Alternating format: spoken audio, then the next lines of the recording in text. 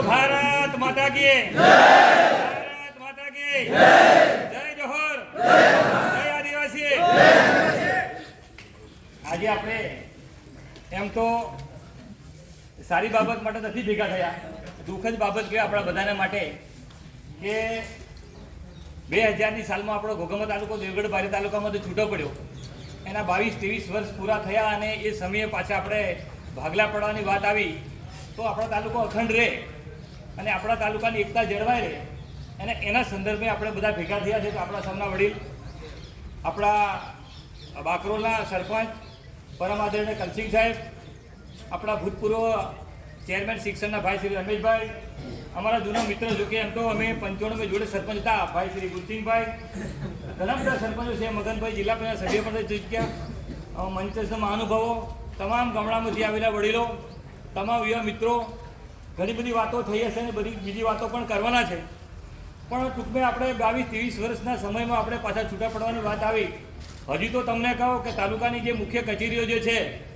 એ હજી કચેરીઓ આપણે ત્યાં બની નથી હજી લો, કે આપણે ત્યાં તાલુકો નવીન 2000ની સાલમાં આવ્યો, અસ્તિત્વ 24 વર્ષ પૂરા થયા તો બધી જ ઓફિસો જે તે સ્થળે તાલુકા મથકે હોવી જોઈએ। તો આપણી પાસે પોલીસ સ્ટેશન થયું, આપણે ત્યાં કોર્ટ થયું, આપણે ત્યાં હજુ તો ટેજરી ઓફિસ પણ આપણા તાલુકામાં આવી નથી અને હજી બીજી દુઃખની વાત કે આપણો તાલુકા મથક ઘોઘંબા ખરો પણ હજુ જે વખતે જે રીતે આપણે જરૂર હોવી જોઈએ કે ભાઈ તાલુકા મથકે આપણે ત્યાં આર્ટ્સ સાયન્સ કોલેજ હોવી જોઈએ તો એની પણ આપણે ત્યાં હજુ વ્યવસ્થા થયેલી નથી। માંડ સર્કિટ હાઉસની વ્યવસ્થા થઈ, સરકારી દવાખાનાની વ્યવસ્થા થઈ અને એનાથી વિશે તમને હજુ કહું કે ભાઈ આપણા 24 વર્ષ થયા કલસિંહ સાહેબ, હજી પણ આપણે ત્યાં ICDSની ઓફિસ નથી,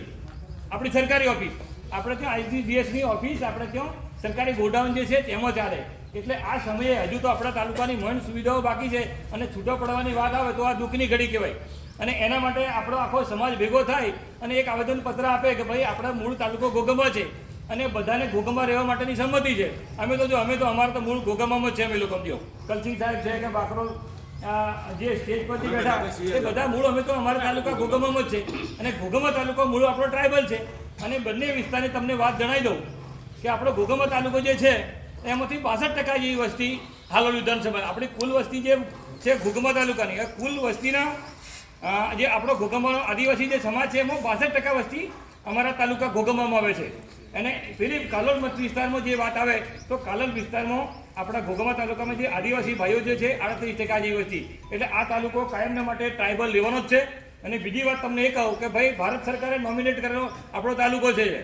આપણા તાલુકામાં બધી જ ટ્રાઇબલની જે સ્કીમો જે છે એ બધો જ લાભ આપણા તાલુકાના આપણા આદિવાસી ભાઈ બહેનોને મળવાનો છે। એના 2-3 દાખલા તમને આલું કે જે લોકોને સનદો મળી છે, ખેડૂતોને જે જંગલની જમીનોની સનદો મળી છે તો એ આપણા ટ્રાઇબલ તાલુકો જે છે એ ટ્રાઇબલ તાલુકામાંથી 5 ભેગા ખેડૂતો મળે, એક મંડળી બનાવે તો એમાંથી 10 લાખ રૂપિયા સુધીની સરકાર, ભારત સરકાર અને ગુજરાત સરકાર આપણને આપે। એટલા માટે આપે કે આપણે ટ્રાઇબલ છે, આપણો ટ્રાઇબલનો ભાઈ બહેન કેવી રીતે એની ઉન્નતિ થાય એના માટે આપણે સરકાર મદદ કરે। એટલે તમને ઘણી બધી વાતો જણાવવા માંગુ છું કે આપણે આજે તો બધા સમાજને અમે ભેગા થયા સમજી લો, ગુલસિંહભાઈને વિચાર જ્યારે સમાજની જ્યારે વાત આવે ત્યારે આપણે બધો જ પાર્ટીની વિચારધારા નેવી મૂકી અને આપણે સમાજ એક થઈને લડવું પડે। તમને આપણે આજે ભેગા થયા, આપણે કોઈ સરકારના વિરુદ્ધ ભેગા નથી થયા કે કોંગ્રેસની વિરુદ્ધમાં કે ભાજપની વિરુદ્ધમાં આપણે આજે કોઈ ભેગા નથી થયા। જ્યારે સમાજને કોઈ નાનો મોટો અન્યાય થાય એટલે સમાજને જ્યારે તોડવાની વાત આવે ત્યારે સમાજ કોઈ પણ ખૂણામાં બેઠેલો માણસ હોય એ પણ સમાજને મદદ કરવા માટે એક થઈને આગળ આવવું પડે। એટલા માટે અમે આજે જો ધારો કે હમણાં ભરતભાઈ વિધાનસભાની ચૂંટણી થઈ તો એ આમ આદમી પાર્ટીમાંથી ચૂંટણી લડ્યો, અમે ભાજપમાં હતા, અમારા વિચારધારા અલગ હતી, એને કારણે અમારે એની વિરુદ્ધ પણ પ્રચાર કલસિંહ સાહેબ કરવો પડે। પણ જ્યારે સમાજની વાત આવે ત્યારે આપણે બધા સાથે મળીને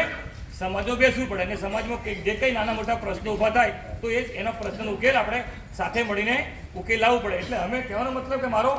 કોઈ પણ તમારા આપણા આદિવાસી ભાઈ બહેનો કોઈ પણ જાતનો નાનો મોટો અન્યાય થાય તો અમે અડધી રાતે તમને મદદ કરવા માટે તૈયાર છે અને આજે પણ તમારી સાથે આવ્યા છે। આટલી વાત કરી પૂરી કરું। ભારત માતા કી જય।